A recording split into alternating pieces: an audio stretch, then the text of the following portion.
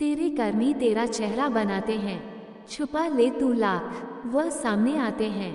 ना भाग सकेगा तू इनसे कहीं, क्योंकि यही तुझे कल समझाते हैं। जैसी करनी वैसी भरनी यही बतलाते हैं। नमस्कार दोस्तों, आप सबका वेद ज्ञान जीरो टी चैनल में आपका स्वागत है। साथियों, आज हम लेकर आए हैं एक बेटी ईशिता की कहानी, जो 5 पीढ़ियों के बाद अपने घर में जन्मी इकलौती बेटी थी। पूरे परिवार की दुआओं से सींची गई वो कली, जिसे एक दिन उसके माँ बाप ने खुशी खुशी विदा किया।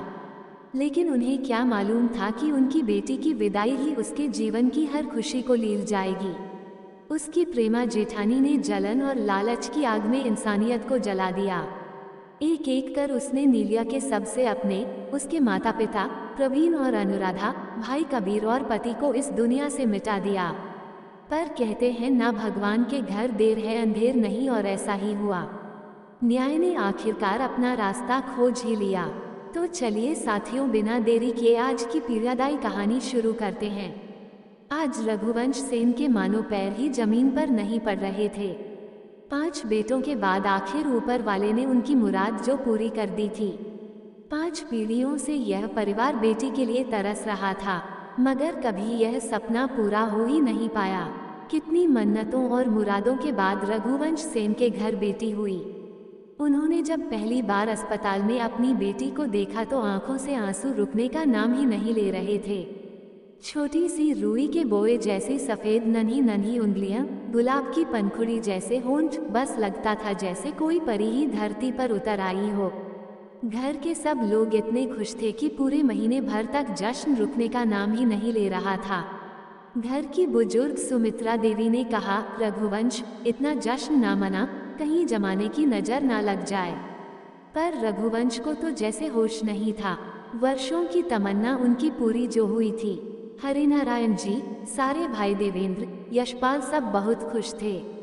45 दिन तक जश्न चलता ही रहा। बच्चे को देखकर सब तो पागल हुए जा रहे थे। नक्षत्र सिंह के मन में ये कसक थी कि काश मेरी भी कोई बहन या बेटी होती, पर रब का लिखा कौन टाल सकता है। फिर रघुवंश की भी कोई बहन नहीं थी, जिसकी कमी उन्हें खूब खलती थी। गांव की पड़ोस की लड़कियों से राखी बनवा दे, पर मन में कसक थी। जब शादी हुई तो फिर दीपशिखा से कहा कि मुझे एक बेटी का बाप बनने का मान जरूर देना। और आज देखो उनका मान पूरा हो गया। कितने गुरुद्वारों में, पीर मजारों में, मंदिरों में मन्नतें मांगी थी। आज उनका फल मिला था। आज नाम रखने की रस्म रखी थी, तो सब लोग नाम को लेकर आपस में उलझ गए। कोई कहता अंजलि रखो, कोई कहता रूही रखो, कोई कहता अनामिका रख दो, तो कोई कुछ और नाम सुझाता। पर रघुवंश सेन ने तो बेटी को देखते ही उसका नाम सोच लिया था, जो सबको बहुत ही पसंद आया। उसका नाम ईशिता रखा। धीरे धीरे ईशिता बड़ी होने लगी। कहते हैं ना, लड़कियां बड़ी होती हुई पता ही नहीं चलता कि कब बड़ी हो जाती है। वैसे ही ईशिता कब 17 साल की हो गई, किसी को जैसे पता ही नहीं पड़ा कि यह समय कैसे बीत गया। उसको पढ़ने का बड़ा ही शौक था, और वह पढ़ने में तेज भी बहुत थी। जिस भी काम को करती पूरे लगन से करती थी। चाहे गाना हो, खेलकूद हो, पढ़ाई हो, सब में वह सबसे अव्वल रहती थी। उसके साथ के बच्चे तो अभी 11वीं और 12वीं में ही थे, मगर उसने बहुत जल्दी अपनी पढ़ाई पूरी कर ली, 12वीं तक की। ऐसा नहीं था कि ईशिता को अपनी सुंदरता के बारे में कोई पता ही नहीं था, पर वह उस पर घमंड नहीं करती थी। स्कूल के हर प्रोग्राम में वह बढ़ चढ़कर भाग लेती थी। हर कोई उसका दोस्त बनना चाहता था। सभी अध्यापक उसको बहुत पसंद करते थे।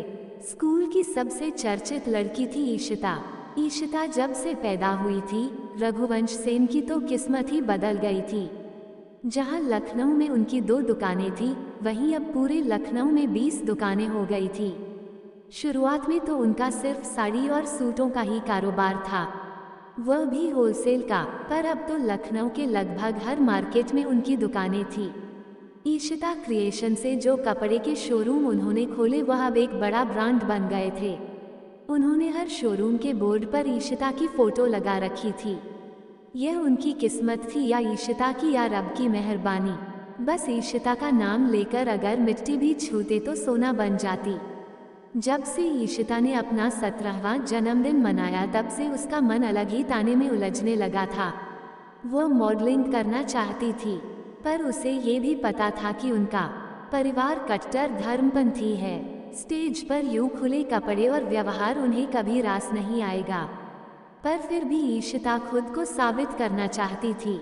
वो एक दृढ़ निश्चय लड़की थी, अपने सपनों को साकार करना चाहती थी, जीना चाहती थी। एक दिन वो हिम्मत करके एलिट मिस इंडिया कॉन्टेस्ट के ऑफिस पहुंच गई। जब उसने ऑफिस में कदम रखा तो एक पल को सभी उसे देखकर जाम हो गए। वह सब उसी को निहारने लगे।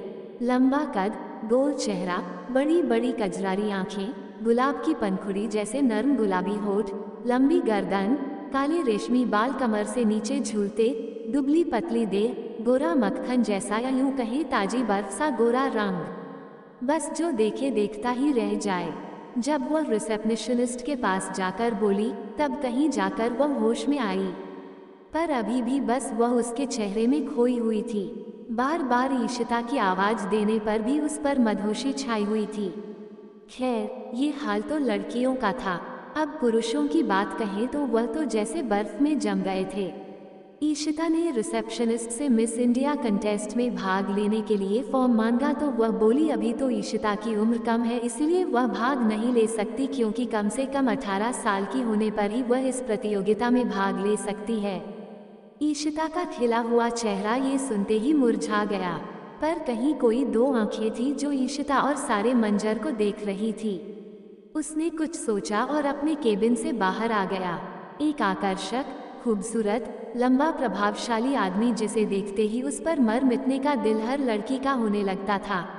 वह कोई 25 से 26 साल का नौजवान था जो इस कंटेस्ट का ऑर्गेनाइजर था।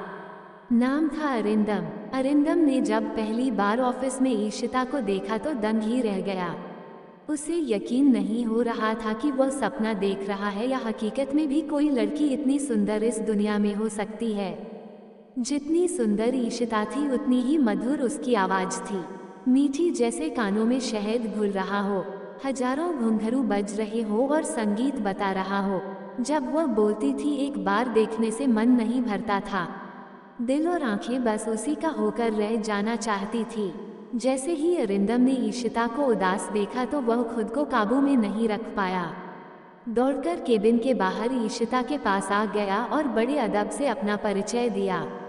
समाधान वाले लहजे में बोला कि आप जब तक मिस इंडिया कंटेस्ट के लिए 18 की नहीं हो जाती तब तक मॉडलिंग कर लीजिए, फिर बाद में इस प्रतियोगिता में भाग ले लेना। इसका एक फ़ायदा ये होगा कि आपको इस दुनिया के बारे में जानकारी भी हो जाएगी और ये प्रतियोगिता जितना आपके लिए आसान भी हो जाएगा। ये सुनकर ईशिता के चेहरे पर चमक आ गई। उसने इस प्रस्ताव को सहर्ष स्वीकार कर लिया और जल्दी ही ऑफिस से निकल गई। आज उसके पांव जमीन पर नहीं पड़ रहे थे। ईशिता ने घर आकर सबसे पहले ये खुशखबरी अपनी मम्मी दीपशिखा को बताई।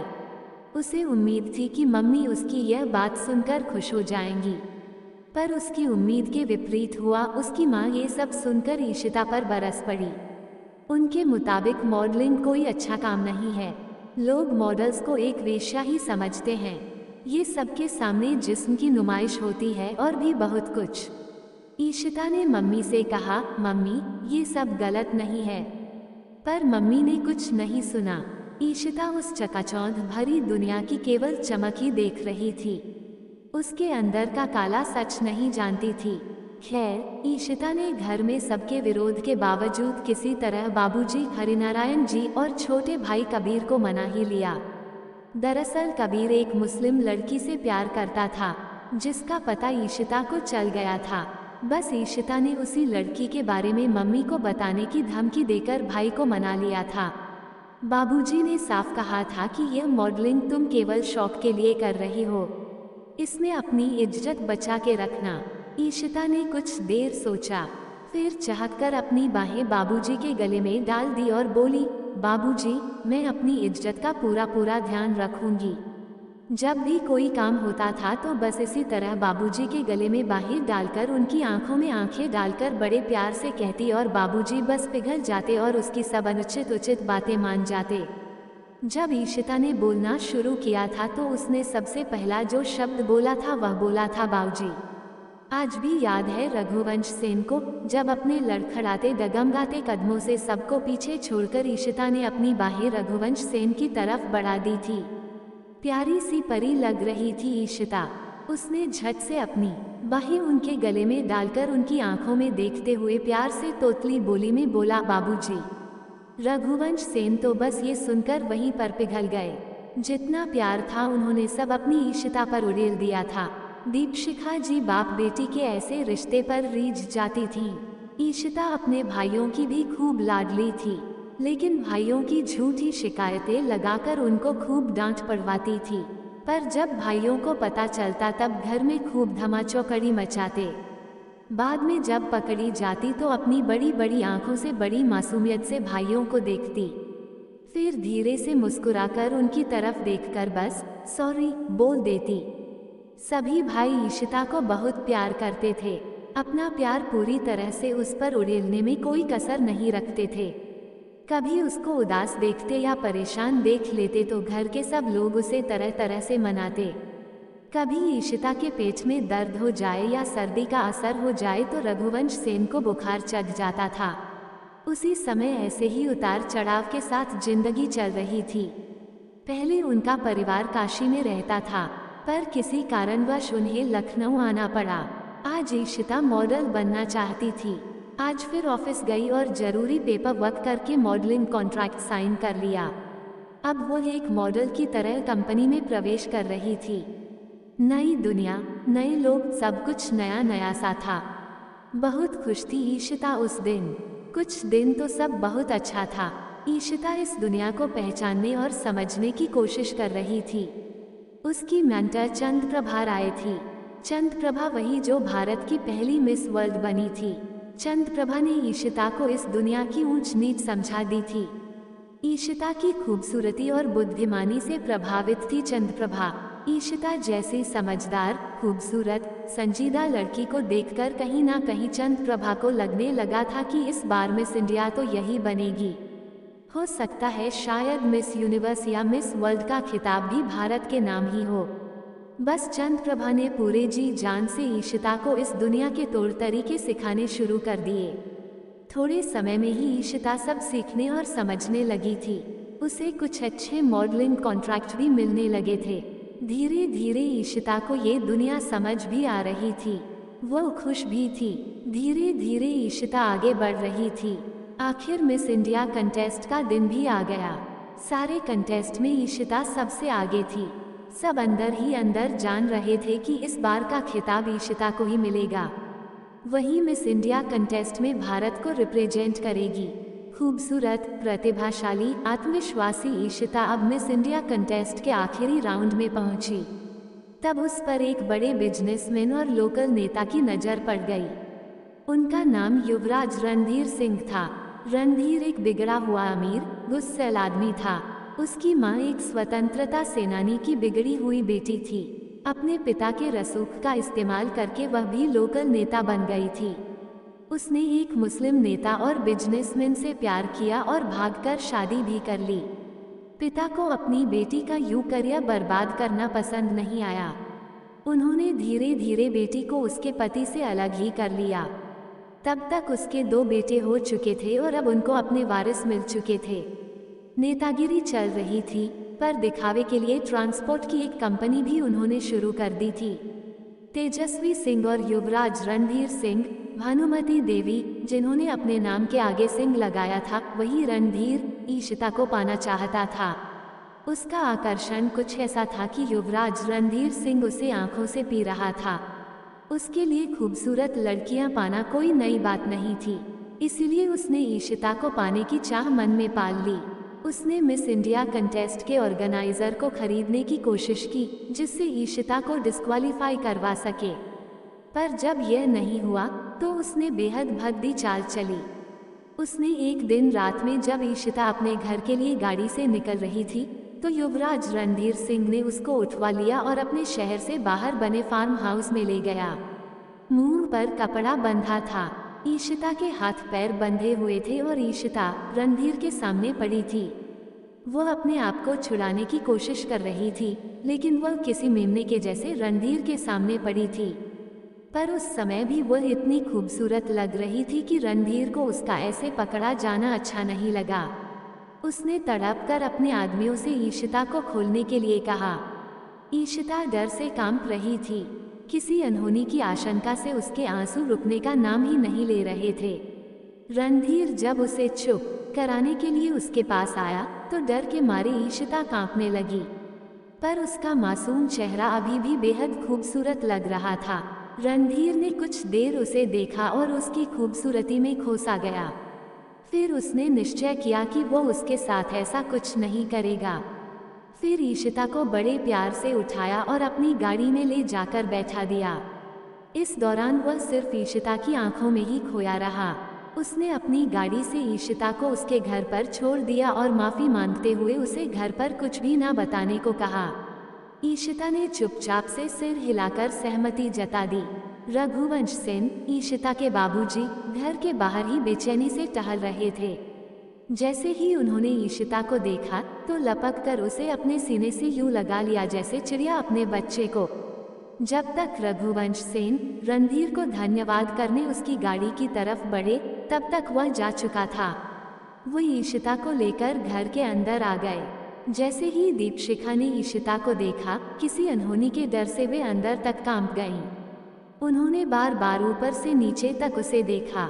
सभी भाइयों ने, दारजी, देवेंद्र, यशपाल, सबने ईशिता को घेर लिया और उससे तरह तरह के सवाल करने लगे।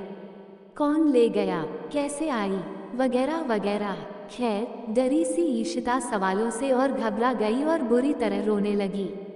रोते रोते उसकी हिचकियां बंद हो गईं। तब रघुवंश सेन ने दीपशिखा को इशारा कर ईशिता को अपने कमरे में ले जाने को कहा। डरी सहमी ईशिता जब अपने कमरे में गई तो दीपशिखा ने संकेत भरे लहजे में उससे पूछा, कौन ले गया था तुम्हें? क्या तुम उसको जानती हो?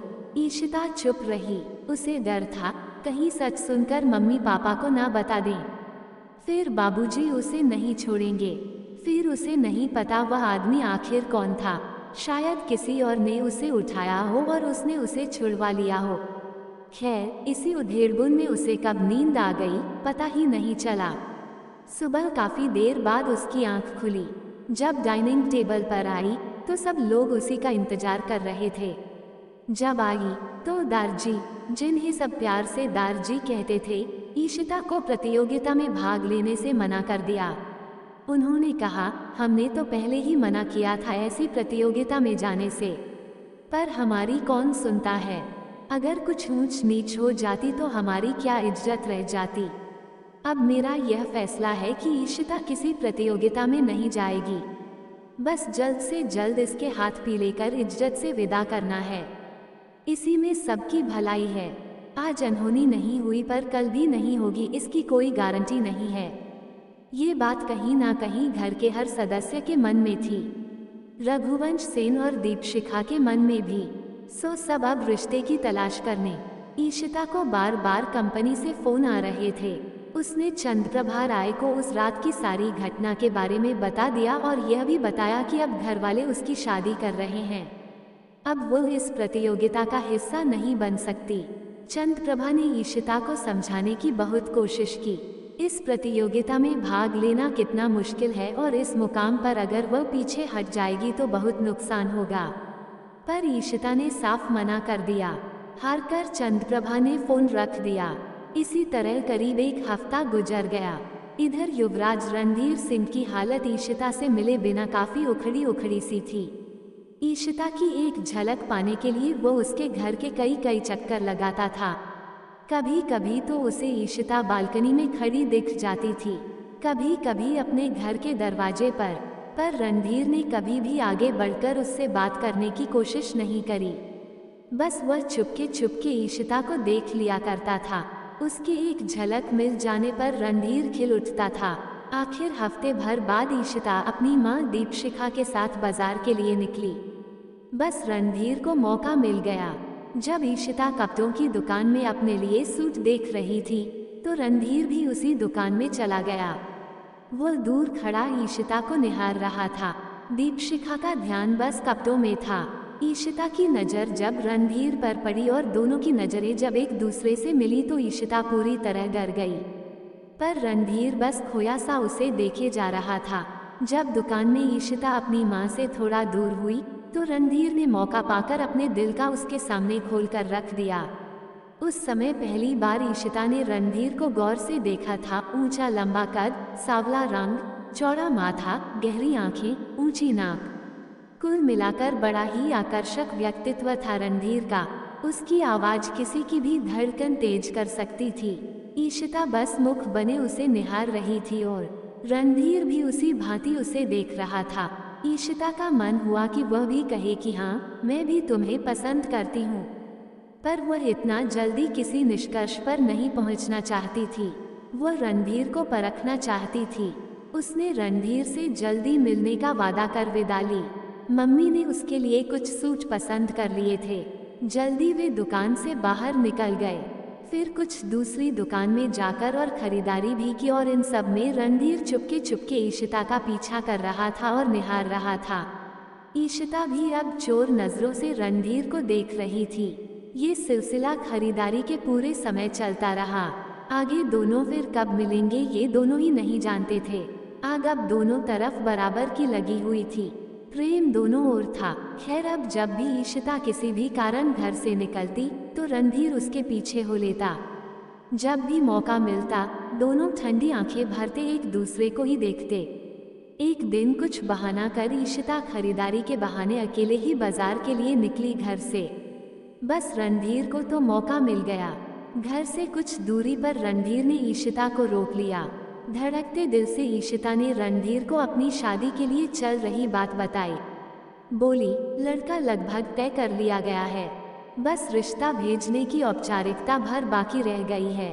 उसने रणधीर से अपने घर वालों को भेजकर रिश्ते की बात करने को कहा। रणधीर ने कुछ गंभीर होते हुए कुछ पल हल निकालने की बात कहकर उससे विदा ली। रणधीर द्वारा अपनी दिल की बात ईशिता से साझा करने के बाद ईशिता की सहमति रणधीर को मिल चुकी थी। अब दोनों का प्यार परवान चढ़ रहा था और यह बात ये दोनों ही अब अच्छी तरह से जानते थे। ईशिता ने रणधीर से कहा कि अब वह अपने घर वालों को उनके रिश्ते के बारे में बताएं, वह ईशिता के घर रिश्ता भेजें। आखिर आज रणधीर ने अपनी मां भानुमति देवी से बात करने का फैसला ले ही लिया। जब उसने भानुमति देवी को अपने प्यार के बारे में बताया तो भानुमति देवी बुरी तरह फट पड़ी। बोली, तेजस्वी सिंह तो बिल्कुल भोला है और राजनीति के किसी काम का भी नहीं है।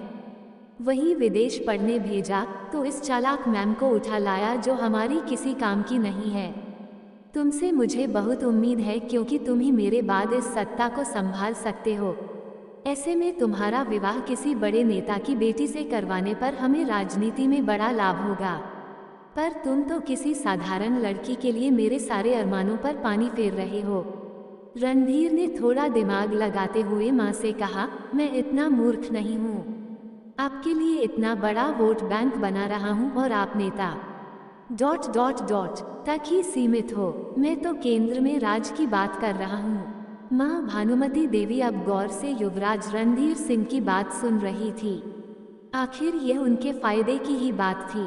भानुमति देवी तो हंसना मुस्कुराना भी फायदे और नुकसान को देखकर ही करती थी। अब वो पूरी बात सुनना चाहती थी। रणधीर ने बोलना शुरू किया। उसने बताया कि रघुवंश सेन की अपनी कई दुकानें हैं कपड़ों की और वे व्यापारियों की कमेटी के अध्यक्ष हैं। 100 व्यापारियों के वोट पक्के होते हैं और पार्टी फंड भी मिलेगा अलग। अब ईशिता के पिताजी मिश्र हैं। अगर उनके घर शादी होती है तो मिश्राओं के वोट भी पक्के समझो। बाकी जनता को हम ऐसे ही संभाल लेंगे और बस केंद्र में जाने से हमें कौन रोक पाएगा। भानुमति देवी को स्कीम तो अच्छी लगी पर एक बार वह ईशिता को अपनी आंखों से देखना चाहती थी कि आखिर वह कौन सी लड़की है जिसने उनके बेटे को दीवाना बना दिया है। जहां रणधीर अपने प्यार को शादी में बदलने की प्लानिंग कर रहा था, वहीं कोई था जो कुछ और ही तिगड़म चला रहा था। वह और कोई नहीं, उसकी भाभी इजाबेला थी। इजाबेला के बारे में यहाँ हम थोड़ा सा बताना चाहेंगे। इजाबेला अमेरिका में रहती थी। मूल रूप से स्पेनिश थी, पर जीविका चलाने के लिए छोटी उम्र में ही अमेरिका आ गई थी। यहाँ वह पढ़ाई के साथ होटल में काम भी करती थी, कभी वेटर तो कभी हाउसकीपिंग, कभी बारटेंडर, जो काम मिले करती थी। दिखने में कुछ खास नहीं थी, पर तेजतर्रार और काम में कुशल थी। अधिक पढ़ी लिखी भी नहीं थी। ऐसे में अमीर घर के लड़कों को अपनी मोहब्बत के जाल में फंसाना, फिर पैसा ठगना, यही इजाबेला का काम था। जब उसकी मुलाकात तेजस्वी सिंह से हुई तो उसे यूं लगा जैसे इस भोले भाले सीधे से लड़के के साथ जिंदगी मजे से कट जाएगी। ऊपर से तेजस्वी काफी मालदार भी था, सो इजाबेला ने उसे अपने प्यार के जाल में फंसा कर शादी कर ली। पढ़ाई पूरी कर जब तेजस्वी इजाबेला के साथ भारत लौटा तो भानुमति देवी धक से रह गईं। कई सपने सजाए थे उन्होंने बेटे की शादी के लिए, पर तेजस्वी के साथ इजाबेला को देखकर उनके सारे अरमानों पर पानी फिर गया। इजाबेला ने एक अच्छी और सीधी सादी लड़की होने का पूरा ढोंग किया, पर भानुमति देवी की अनुभवी आंखों से कुछ भी छुपा ना रह सका। इजाबेला मन ही मन परिवार की सत्ता हथियाने का पूरा प्लान बना चुकी थी, सो उसने भानुमति देवी का दिल जीतने की पूरी कोशिश की। वो उनके आगे पीछे बिल्कुल छाया जैसी रहती थी, पर भानुमति देवी को उसका यूं साथ रहना बिल्कुल अच्छा नहीं लगता था। ऐसे में रणधीर का ईशिता से रिश्ता उनके लिए एक सहारा था, पर इजाबेला के प्लान के खिलाफ था। वो किसी भी तरह रणधीर को रास्ते से हटाना चाहती थी, पर अब तो ईशिता भी उसकी राह का रोड़ा बन रही थी। उसने अपने चेहरे के हाव भाव से मन की स्थिति का किसी को पता भी चलने नहीं दिया। जब रणधीर ने ईशिता से अपनी मां द्वारा उससे मिलने की इच्छा बताई तो उसने रणधीर से अपने बाबूजी रघुवंश सेन से मिलने के लिए कहा। रणधीर ने रविवार को मंदिर में रघुवंश सेन से मिलने का समय तय किया। रविवार के दिन समय पर रणधीर रघुवंश सेन को मंदिर की सीढ़ियों पर ही मिल गया। उनके साथ ईशिता भी थी। रणधीर ने बड़े आदर से रघुवंश सेन और दीपशिखा के पांव छुए और अपना परिचय दिया। साथ ही यह भी बताया कि उस दिन जब ईशिता का अपहरण हुआ था तो उसी ने ईशिता को घर पर भी छोड़ा था। वो ईशिता को पसंद करता है और अगर उनकी इजाजत हो तो शादी भी करना चाहता है। रघुवंश सेन ये सब सुनकर अति प्रसन्न हुए और खुशी खुशी रिश्ते के लिए हाँ भी कर दी। तब रणधीर ने ईशिता को अपनी मां भानुमति देवी से मिलवाने के लिए आज्ञा मांगी, जिसे उन्होंने मान लिया। ईशिता को सब पहले से मालूम था, इसलिए वह पहले से ही तैयार होकर आई थी। घर से पीले सूट में ईशिता किसी परी से कम नहीं लग रही थी। रणधीर ने आंख भरकर उसे निहारा, फिर सबसे इजाजत लेकर अपनी गाड़ी से ईशिता को अपने घर ले गया। भानुमति देवी बेचैनी से युवराज रणधीर सिंह का बैठक में इंतजार कर रही थी। जैसे ही उन्होंने गाड़ी की आवाज सुनी तो बाहर झांकने लगी। युवराज रणधीर सिंह ही आया था और उसके साथ ही उनकी होने वाली बहू ईशिता भी थी। जैसे ही युवराज रणधीर सिंह ईशिता को लेकर बैठक में पहुंचा तो भानुमति देवी ने बेटे को गले से लगा लिया। अब उनकी नजर ईशिता पर थी। उस बला की खूबसूरत परी को देखकर उन्होंने तो अपने दांतों तले उंगली दबा ली। कहीं वह ख्वाब तो नहीं देख रही, कहीं सचमुच इंद्रदेव की अप्सरा तो नहीं आ गई उनके घर। इजाबेला और तेजस्वी सिंह भी बुद्ध बने, बस ईशिता को देखे जा रहे थे। सबकी तंद्रा तब भंग हुई जब घुंघरू सी खनकती सुरीली आवाज में ईशिता ने भानुमति देवी के पैर छूकर आशीर्वाद मांगा। उन्होंने ईशिता को गले से लगा लिया, खूब दुआएं देने लगी। बोली, इतनी सुंदर लड़की तो मैं भी ढूंढ ना पाती। तुम तो हीरा हो हमारे घर का, मैं रिश्ते के लिए तैयार हूँ। ईशिता ये सुनकर खिल गई, पर इजाबेला मन ही मन जल भून गई। अब उसे अपनी सत्ता जाती हुई लग रही थी। इजाबेला जितनी साधारण रूप रंग की थी, ईशिता उतनी ही बला की हसीन थी। जलन होना स्वाभाविक था। जहां तेजस्वी सिंह मूर्ख और राजनीति में कच्चा, वहीं युवराज रणधीर सिंह तेजतर्रार, स्मार्ट, आकर्षक युवक था। साथ ही उसकी राजनीति पर अच्छी पकड़ थी। युवराज रणधीर सिंह को फंसाने की कोशिश तो इजाबेला ने बहुत की थी, पर उसकी चाल में युवराज नहीं फंसा। हारकर उसने तेजस्वी सिंह पर दौरे डालने शुरू कर दिए और तेजस्वी सिंह ने इजाबेला से शादी कर ली। ईशिता को देखकर उसे अपने कमतर होने का जोरदार एहसास होने लगा। ये सही भी था। एक तो खूबसूरती, दूसरे भारतीय संस्कृति। इजाबेला तो उसकी तुलना में कहीं भी नहीं थी। खैर, अगले सप्ताह ही भानुमति देवी शगुन का थाल लेकर ईशिता के घर पहुंच गईं। रघुवंश सेन ने उनकी आवभगत में कोई कसर नहीं छोड़ी, जिससे भानुमति देवी प्रभावित हुए बिना नहीं रह सकी। देर रात तक महफिल जमी रही। आखिर में शादी की तारीख अगले महीने की निकली। आज ईशिता और युवराज रणधीर सिंह का रिश्ता मुकम्मल होने जा रहा था। कुछ खुशी, कुछ घबराहट दोनों के दिलों को गुदगुदा रही थी। जब भानुमति देवी घर आई, तब भी रघुवंश सेन की मेहमान नवाजी का खुमार उतरा नहीं था। उसी में भानुमति देवी ने वह बोल दिया जिसका डर इजाबेला को जाने कब से था। भानुमति देवी ने तेजस्वी सिंह से कहा, देखो, अगर तुम भी यहीं की किसी लड़की से शादी करते तो बात कुछ और ही होती। मैं तुम्हारे ... लिए बेहतरीन घराने का रिश्ता लाती, पर तुम तो विदेश से भीख मांगने से रिश्ता जोड़ लाए। कल को राजनीति में इसका कितना भारी खामियाजा उठाना पड़ेगा, इसका तुम्हें अंदाजा भी नहीं है। खैर, तुम्हारा तो राजनीति में कुछ भी भविष्य नहीं है, लेकिन मेरे युवराज रणधीर सिंह ने वह हाथ मारा है कि अब राजनीति में ऊंचाइयां छूने से मुझे कोई रोक नहीं सकता। दरवाजे के पीछे खड़ी इजाबेला ने उस दिन जो जहर का घूंट पिया वह आने वाले काले भविष्य की दस्तक था। जब अगली सुबह इजाबेला अपनी साजिश जो उसने रात भर में तैयार कर ली थी को अंजाम देने के लिए नए उत्साह के साथ उठी। अब उसे सारे दांव और पासे सोच समझ कर फेंकने थे। इजाबेला पहले जहां 10 बजे आराम से उठती थी, वहीं आज वह सुबह 6 बजे ही नहा धोकर तैयार हो गई। भानुमति देवी भी 6:30 तक उठकर घर के बगीचे में आ जाती थी। फिर कर्ण उनको वहीं चाय दे जाता था। सुबह सुबह चाय के साथ अखबार पढ़ना उनकी शुरू से आदत में शुमार रहा था। आज अचानक इजाबेला को चाय और अखबार के साथ देखकर उनको आश्चर्य हो रहा था, पर उन्होंने कुछ कहा नहीं। इजाबेला चाय की ट्रे और अखबार लेकर भानुमति देवी के पास ही बैठ गई। उनसे पूछकर चाय बनाने लगी। एक मीठी सी मुस्कान के साथ उसने भानुमति देवी को चाय का कप दिया। भानुमति देवी इजाबेला के बदले व्यवहार को देखकर समझने की कोशिश करने लगी। उन्हें लगा शायद दूसरी बहू के आने पर वह अपनी जिम्मेदारी समझने लगी है। खैर, नाश्ते में भी इजाबेला ने परिवार के सभी सदस्यों की पसंद का नाश्ता ही बनवाया। फिर वह घर के अन्य छोटे मोटे कामों में व्यस्त हो गई। दोपहर के समय खाने पर केवल वह और बच्चे ही थे, सो थोड़ा बहुत ही खाना बनाकर रखा। रात को फिर वही सबकी पसंद का खाना और वह फिर घर के कामों में व्यस्त हो गई।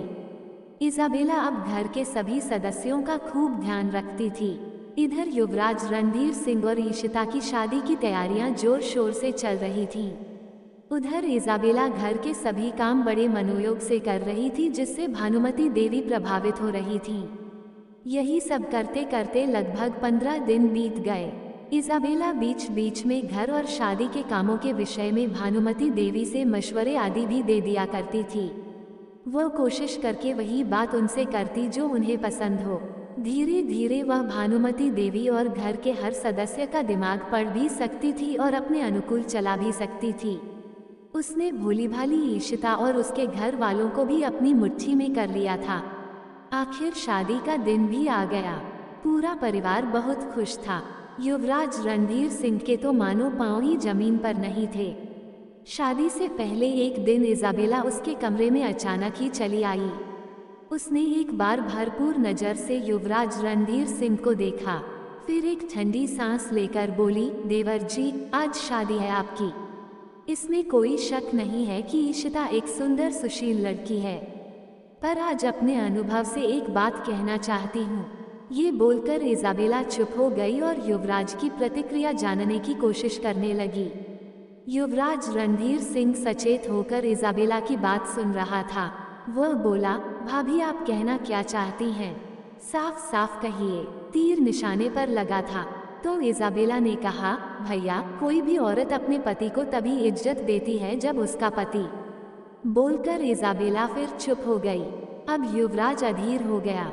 कुछ उत्तेजना के साथ बोला, कैसे इज्जत करती है औरत अपने पति की? तो इजाबेला मुस्कुराते हुए बोली, जब वो उसे अपनी शक्ति से दबा कर रखे। जहाँ वो औरत के आगे झुका, वह औरत की नज़र में उसका सम्मान खत्म हो जाता है। बस मैं तो यही कह रही थी कि इशिता को जरा कसकर रखना। ये कहकर इजाबेला कनखियों से मुस्कुराते हुए युवराज को देखने लगी और फिर कमरे से चली गई। इजाबेला की बातों ने युवराज रणधीर सिंह के दिलो दिमाग को झकझोर दिया था। शादी और मिलन का उत्साह हवा हो गया। इजाबेला ने बातों बातों में भानुमति देवी के भी कान भर दिए। अब वह दिमाग में इशिता को काबू में रखने के विचार घुमड़ रहे थे। प्यार भरे दिल में शक के जहर की बूंद गिर गई थी। दूसरी तरफ इजाबेला अपने पहले मंसूबे में कामयाब हो गई थी। अब बारी थी भानुमति देवी की। इजाबेला अपनी सास के कमरे में शादी की रस्म वगैरह पूछने के बहाने से गई। हाँ, उसने बातों बातों में भानुमति देवी के भी कान भर दिए। अब वो निश्चिंत थी। जो भी शक के बीज उसने डाले थे वह जल्दी ही घने पेड़ बन जाएंगे। युवराज रणधीर सिंह और इशिता की शादी खूब धूमधाम से हुई। रघुवंश सेन ने ऐसी शादी कराई जिसके चर्चे दूर दूर तक सुनाई दिए। इशिता संपन्न परिवार से थी तो खूब दान दहेज भी दिया गया। उन्होंने भानुमति देवी को इतने उपहार दिए कि वो पूरी तरह से उपहारों के नीचे दब गईं। खाने और बारात का स्वागत शानदार था। सारे मेहमानों की आंखें चौंधियां गई थीं। शादी के इंतजाम को देखकर सभी तारीफें कर रहे थे रघुवंश सेन की। इधर जब लाल जोड़े में इशिता ने शादी के मंडप में कदम रखा तो देखने वालों की दिलों की धड़कन ही थम गई। बला की खूबसूरत लग रही थी वो उस लाल जोड़े में। एक बार को तो युवराज रणधीर सिंह ठगासा उसे देखता ही रह गया। सब भूलकर बस उसे ही निहारे जा रहा था। उसका मन कर रहा था कि छोड़ो सबको, बस अभी अपनी मल्लिका को बाहों में भर ले और कहीं दूर सबकी नज़रों से छुपाकर उसे अपने दिल में बंद कर ले, जहां कोई उसकी मल्लिका को देख न पाए। पर जल्दी आसपास के शोर ने उसके विचारों में खलल डाल दिया। जैसे ही शादी की रस्में खत्म हुई तो युवराज रणधीर सिंह इशिता की विदाई के लिए उतावला करने लगा। इसके लिए एक एक पल 100 वर्षों के समान गुजर रहा था। उसने जल्दी ही इशिता को गाड़ी में बैठने के लिए कहा और किसी की भी परवाह किए बिना गाड़ी को घर की तरफ रवाना कर दिया। उसके इस उतावलेपन पर सब लोग खिलखिला कर हंस पड़े। भानुमति देवी ने भी जल्दी जल्दी से विदा ली और तुरंत युवराज रणधीर सिंह के पीछे गाड़ी दौड़ा दी। इजाबेला और तेजस्वी सिंह को भी पीछे से सब मेहमानों को विदा करने और बची हुई रस्में पूरी करने को बोलकर भानुमति देवी घर के लिए रवाना हो चुकी थी। युवराज रणधीर सिंह जैसे ही अपने घर पहुंचा तो उसने इशिता को गाड़ी से उतरकर घर के अंदर चलने के लिए कहा।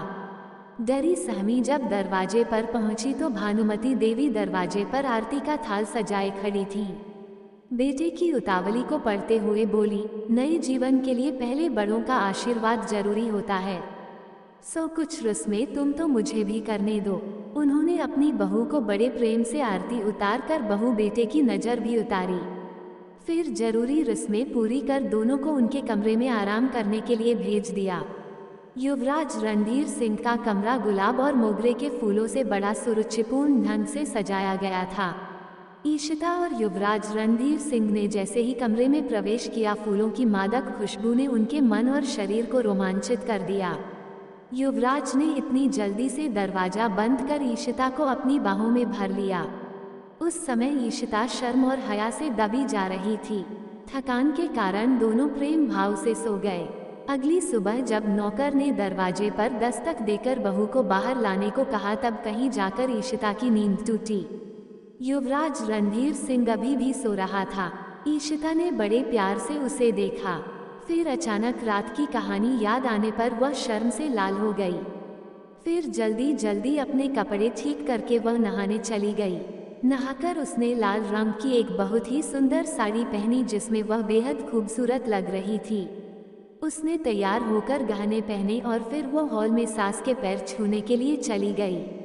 जब उसने प्रेम से अपनी सास के पैर छुए तो भानुमति देवी ने उसे सीने से लगा लिया। वह बार बार उसकी नज़र उतारने लगी।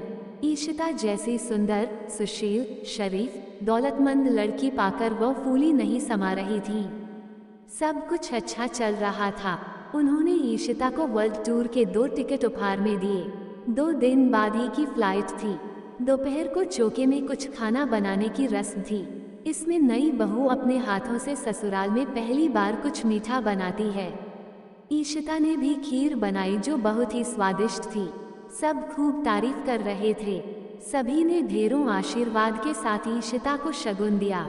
कभी कभी किसी की खूबियाँ जितनी ज़्यादा होती हैं, लोगों की नज़रों में भी जल्दी आ जाती हैं और उसकी खुशियों को उतनी ही जल्दी नज़र भी लग जाती है।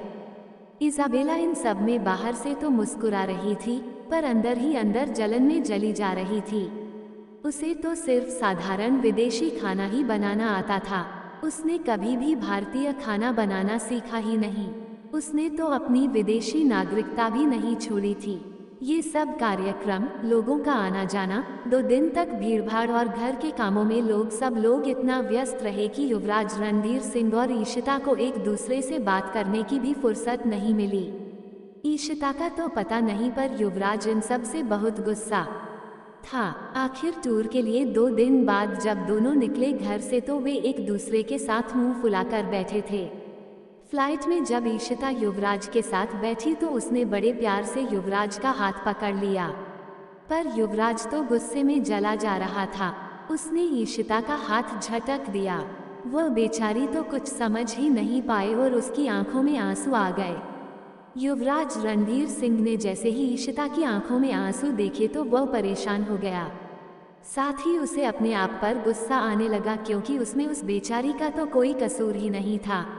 खैर, अगले ही पल युवराज ने ईशिता को मनाने के लिए अपने कान पकड़ लिए, जिसे देखकर ईशिता हंस पड़ी। उसकी इस हंसी में ऐसा जान पड़ता था जैसे हजारों मोती बरस पड़े हों। उस मासूम सी हंसी से युवराज और ईशिता का हनीमून टूर कब खत्म हो गया पता ही नहीं चला। महीने भर बाद युवराज रणधीर सिंह राजनीति में अब पूरी तरह उतर चुका था। अब युवराज परिपक्व राजनेता था। उसने पार्टी आलाकमान से कहकर इस बार नगर निकाय के चुनाव में टिकट भी हासिल कर लिया था। अब वह चुनाव की तैयारी में जी जान से जुटा हुआ था, जिसमें रघुवंश सेन ने भी उसका पूरा समर्थन किया। जल्दी ही चुनाव हो गया और नतीजे युवराज रणधीर सिंह के पक्ष में थे।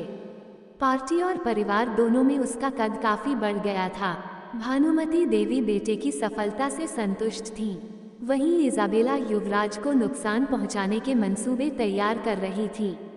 उसने धीरे धीरे युवराज और ईशिता के भानुमति देवी से मतभेद पैदा करने शुरू कर दिए थे, पर जाहिर तौर पर बाहर से सब ठीक ही दिख रहा था। पर एक दिन किसी बात को लेकर माँ बेटे में इतनी बहस हो गई कि दोनों ने एक दूसरे से बात करनी बंद कर दी। इसका फायदा उठाते हुए इज़ाबेला ने युवराज को रास्ते से हटाने की साजिश को अंजाम तक पहुंचाने का फैसला कर लिया। युवराज रणधीर सिंह को किसी काम से मुंबई से कानपुर जाना था। उसने ड्राइवर से सुबह गाड़ी तैयार रखने को कहा। अक्सर जब भी युवराज शहर से बाहर जाता तो ईशिता को भी अपने साथ ही ले जाता था। उनकी शादी को लगभग 1 साल होने वाला था और ईशिता का 9वां महीना चल रहा था। इज़ाबेला ने सोचा कि एक साथ दोनों का ही खात्मा हो जाएगा, पर ईशिता उस समय अपने मायके में थी और अभी उसको बच्चा होने में थोड़ा समय बाकी था। अगले दिन युवराज रणधीर सिंह सुबह बहुत जल्द घर से निकल गया कानपुर के लिए। इज़ाबेला ने युवराज के घर से ही निकलते ही ना जाने किसे फ़ोन किया, फिर चुपचाप अपने पति के बगल में जाकर सो गई। सुबह सुबह के समय सड़कों पर ट्रैफिक भी ज़्यादा नहीं था तो गाड़ी जल्दी ही मुंबई कानपुर हाईवे पर दौड़ने लगी। लगभग 8 बजे अचानक पता नहीं कहां से एक ट्रक तेजी से युवराज की गाड़ी से टकरा गया। कोई कुछ समझ पाता इससे पहले ही ट्रक गाड़ी को लगभग उड़ाते हुए निकल गया। सड़क पर बुरी तरह जगह जगह खून और गाड़ी के टुकड़े बिखरे हुए थे। जिस तरह गाड़ी ट्रक से टकराई थी और उसकी हालत देखकर यही लगता था कि गाड़ी के अंदर सवार कोई भी व्यक्ति जिंदा नहीं बच सकता। तकरीबन 1 घंटे बाद पुलिस और एम्बुलेंस घटना स्थल पर पहुंची। घटना का मुआयना करके जब पुलिस ने गाड़ी के अंदर झांका तो लगा दोनों सवारों की मृत्यु हो गई है। किंतु कुछ क्षणों में युवराज के हिलने और कराहने की आवाज से पुलिस वाले सचेत हो गए। उन्होंने सावधानी से दोनों को गाड़ी से बाहर निकाला, जिसमें ड्राइवर की तो मौके पर ही मृत्यु हो गई। पर युवराज की सांसें अभी भी चल रही थीं, किंतु उसकी हालत बहुत गंभीर थी। उसे तुरंत पास के जिला अस्पताल पहुंचाया गया। फिर भानुमती देवी को तुरंत खबर कर दी गई। भानुमती देवी ने ईशिता के पिता रघुवंश सेन को घटना के बारे में बताया और तुरंत किसी अच्छे प्राइवेट अस्पताल में इंतजाम करने को कहा। बस साथ में अच्छे डॉक्टर और एम्बुलेंस भी ले ली। वे अपने जिगर के टुकड़े को ऐसी स्थिति में नहीं छोड़ सकती थीं। घर में हो रही हलचल से इजाबेला को दुर्घटना और युवराज के गंभीर होने का पता चल गया था। वो मन ही मन उसके मरने की दुआ कर रही थी। वहीं ईशिता ने भगवान के सामने मन्नत मानकर निर्जला व्रत अपने पति के लिए रख लिया। अब एक तरफ सती का पतिव्रत था तो दूसरी ओर इजाबेला की कुटिल भावना। खैर, सभी लोग जल्दी ही मुंबई से 200 की.मी. दूर पहुंचे। वहां भानुमती देवी के साथ आए डॉक्टर नवीन ने उनकी पूरी जांच की। फिर स्थानीय डॉक्टर से विचार विमर्श करके युवराज को प्राथमिक चिकित्सा देकर दिल्ली के बड़े अस्पताल में ले गए। इस पूरी प्रक्रिया में सारा दिन निकल गया। जब युवराज रणधीर सिंह कुशल डॉक्टरों की निगरानी में पहुंच गया था, उसे गंभीर चोट लगी थी, किंतु ये ईशिता की दुआओं का असर था या भाग्य, युवराज अब खतरे से बाहर था। ईशिता ने रात दिन युवराज की सेवा में लगा दिए। लगभग 20 दिन बाद युवराज को अस्पताल से छुट्टी मिली। वह घर आ गया। इधर युवराज का घर आना था, उधर इतने दिनों से युवराज की सेवा में तन मन से लगी ईशिता को दर्द शुरू हो गए। उसे तुरंत अस्पताल में भर्ती कराया गया। ऐसी स्थिति में युवराज ईशिता को बिल्कुल छोड़ना नहीं चाहता था। वह भी उसके साथ अस्पताल के लेबर रूम में चला गया और वहां जब उसने अपने बेटे को पहली बार देखा तो उसका मन ममता से भर गया। यह उसका अपना वंश था, अपना बेटा था, अपना खून था। युवराज इतना खुश था कि उसके पांव भी जमीन पर नहीं पड़ रहे थे। वह अपनी सारी दर्द, सारी परेशानियां, सब कुछ भूलकर बस अपने बेटे को बाहों में भर रहा था। वहीं थोड़ी देर बाद उसकी नज़र ईशिता पर पड़ी, जो बहुत कमजोर नजर आ रही थी। उसने बड़े प्यार से ईशिता का माथा चूमा और उसे धन्यवाद दिया इस अनमोल तोहफे के लिए। लगभग 1 महीने बाद ईशिता अपने ससुराल वापस आई। भानुमती देवी एक पल को भी अब युवराज को अपनी आंखों से दूर नहीं करती थी। धीरे धीरे समय बीता और वह अब काफी ठीक हो गया था। लगभग 3 महीने बाद वह अपने घर के बगीचे में टहलने लगा। घर में बैठे बैठे अब वह बोर होता रहता था, तो घर पर ही उसने पार्टी से फाइलें मंगवा ली और अधिकतर काम वह फोन से करने लगा। जिन लोगों को अपना कोई काम कराना होता था, वे घर आकर ही करा लेते थे। इसी दौरान इजाबेला अब काफी डरी डरी रहती थी। उसे अपना भेद खुलने का डर हर समय सताता रहता था। पुलिस अपनी तफ्तीश में जुटी हुई थी, पर कोई सबूत हाथ नहीं आ रहा था। युवराज से केवल इतना ही पता लगा कि कार ट्रक से टकराई थी, पर न ट्रक का नंबर था और न ही कोई और जानकारी। ऐसे में हर बार जांच बेनतीजा ही जा रही थी, मगर ईशिता को कुछ खटक रहा था। उसे बार बार इस एक्सीडेंट के पीछे इजाबेला की साजिश लग रही थी, मगर बिना पुख्ता सबूत के वो कुछ कह नहीं सकती थी। कहते हैं ना, चालाक से चालाक मुजरिम भी अपने पीछे कुछ सुराग छोड़ ही देता है। वही इजाबेला के साथ भी हुआ। एक दिन ईशिता को अपने घर फोन करना था, तो उसने जैसे ही अपने कमरे का फोन उठाया तो दूसरी तरफ से उसे इजाबेला और किसी आदमी की आवाज़ सुनाई दी। दरअसल घर में एक ही कनेक्शन के 2 फोन इजाबेला और ईशिता के कमरों में थे। इजाबेला ने जब फोन किया तब ईशिता रसोई में थी, सो उसने ट्रक के ड्राइवर को फोन मिला लिया। उस समय उन दोनों के बीच की बात ईशिता ने सुन ली थी। ड्राइवर इजाबेला से और पैसे मांग रहा था और ना देने पर सब सच बता देने की धमकी दे रहा था। उसकी यह बात सुनकर ईशिता के हाथ पांव सुन पड़ गए। सामान्य सी बात थी। उसने बड़ी सावधानी से उनकी बातें सुनी, फिर खुद को सामान्य करके उसने वह रिसीवर रख दिया जिससे किसी को कुछ पता ना चल पाए। फिर वह दोबारा रसोई में जाकर काम करने लगी। इजाबेला को पता नहीं चला कि अब ईशिता भी उसका राज जानती है। उस दिन जब ईशिता की मम्मी युवराज रणधीर सिंह का हालचाल लेने आई तो ईशिता ने अपनी मम्मी को सब कुछ बता दिया। ये सुनकर दीपशिखा देवी का तो दिल ही बैठ गया, पर हिम्मत करके उन्होंने ईशिता को सावधान रहने को कहा। फिर वे जल्दी घर चली गईं। अपने घर पहुंचकर उन्होंने सबको इकट्ठा करके एक साथ हॉल में बुला लिया और ईशिता की बताई सब बातें बताईं। इसे सुनकर हर कोई सन्न था। अब बात थी उस ड्राइवर को ढूंढने की और सच्चाई सबके सामने लाने की। बिना सबूत ना तो भानुमति देवी और ना ही युवराज रणधीर सिंह उनकी कई बातों पर यकीन करते। अब रघुवंश सेन के छोटे बेटे का दोस्त एमटीएनएल में काम करता था। उसने उससे मिन्नत करके घर के फोन टैप करने शुरू कर दिए। आखिरकार उन्हें जो सबूत चाहिए थे वह मिल ही गए। उन्होंने जब ट्रक के ड्राइवर को पकड़ने के लिए उसके ठिकाने पर पहुंचे तो इजाबेला को उसकी भनक लग चुकी थी। उसने पहले ही पहुंचकर ट्रक ड्राइवर को मार डाला। अब यह आखिरी कड़ी थी जिससे मुलजिम तक पहुंच सकते थे, पर बदकिस्मती से वह आखिरी कड़ी भी अब उनके हाथ से निकल चुकी थी और इजाबेला के खिलाफ आज उनके पास कोई सबूत नहीं था। ड्राइवर की मौत के बाद ईशिता ने अपना सिर पकड़ लिया। अब इजाबेला सावधानी से रहती थी, पर उसने ईशिता और युवराज रणधीर सिंह को रास्ते से हटाने की अपनी मंशा को मन से नहीं हटाया था। अब वह जानती थी कि ईशिता को उस पर शक है और कहीं ना कहीं वह उसको नुकसान पहुंचा सकती है और उसकी साजिशों को नाकाम भी कर सकती है। सभी घर वालों को वह एक दूसरे के विरोध में भटकाती रहती थी। ईशिता सब समझ रही थी पर कुछ कर नहीं पा रही थी। उसका बेटा शिवांश अब 6 साल का हो गया था। वह अपनी माँ जितना ही सुंदर था, दादी और पिता का भरपूर प्यार मिलता था उसे। वहीं इजाबेला का बेटा नील 8 साल का हो गया था और बेटी शगुन 10 वर्ष की। शगुन और शिवांश पढ़ने में तेज भी थे, पर नील एकदम भोंदू था। साधारण बातें भी उसे देर से समझ आती थीं। वहीं शिवांश बुद्धिमान और सुंदर था। बातचीत में तो इतना तेज था कि सामने वाला उस पर मोहित हो जाता और उसकी सभी बातें मान लेता। भानुमति देवी शिवांश को जितना प्यार करती, नील को उतना ही डांट फटकार देती थी। उन्हें युवराज रणधीर सिंह के बाद उसके बेटे में अपना उत्तराधिकारी भी नजर आता था। इधर इजाबेला हर बात में पीछे थी, चाहे पति हो या बच्चे, सब बेवकूफ थे। इजाबेला को अपने जीवन में नए हिचकोले लेते दिखाई दे रहे थे।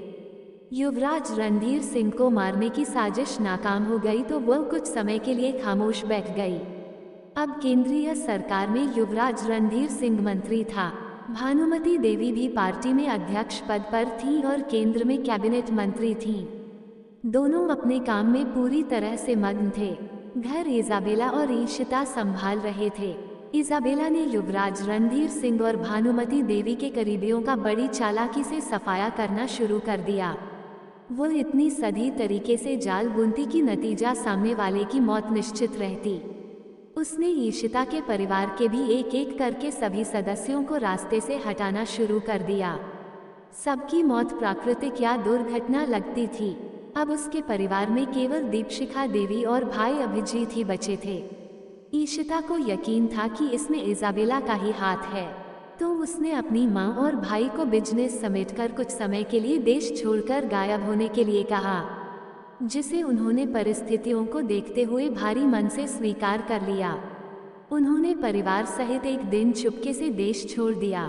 किसी को नहीं पता था कि दीपशिखा देवी और अभिजीत परिवार सहित कहां गायब हो गए, पर ईशिता सब जानती थी। मगर उसने अपनी जुबान पर ताला लगा रखा था। वह बारीकी से इजाबेला पर नजर रखे थी, मगर इजाबेला भी सतर्क थी। उसने अब विदेशी एजेंटों से ताल्लुकात बना लिए थे। देश की गुप्त जानकारियां वो उन्हें उपलब्ध कराती थी, बदले में ढेर सारा धन लेती थी। वो कभी कभी इसी प्रकार लोगों को रास्ते से भी हटा देती थी, यानी लोगों की मौत या तो प्राकृतिक तरीके से या फिर दुर्घटना में अचानक ही हो जाया करती थी। मगर कोई इसके बारे में नहीं जान पाता था। उसके मन में युवराज रणधीर सिंह और उसका परिवार कांटे बनकर चुभ रहे थे। आखिर उसको एक दिन मौका मिल ही गया। युवराज रणधीर सिंह को एक दिन चुनावी कार्यक्रम में भाग लेने के लिए कनाडा जाना था। वह प्राइवेट प्लेन से कनाडा के लिए रवाना हुआ तो रास्ते में ही उसका प्लेन दुर्घटनाग्रस्त हो गया, जिसमें उसकी मौत हो गई।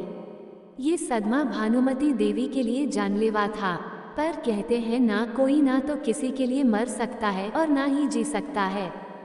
सो भानुमति देवी भी बस कटे पंखों जैसे कसमसा कर रह गई थी। जिस बेटे के लिए सब किया वही आज उसके पास नहीं था। वो अब हर घड़ी अपने लिए मौत मांग रही थी।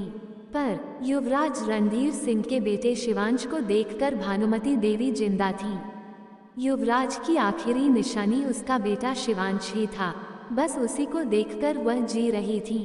इधर इजाबेला का हौसला बढ़ता जा रहा था। उसकी नज़र में अब सब लोग उसके खेल के मोहरे थे। इजाबेला अक्सर ही ईशिता को जली कटी सुना देती थी।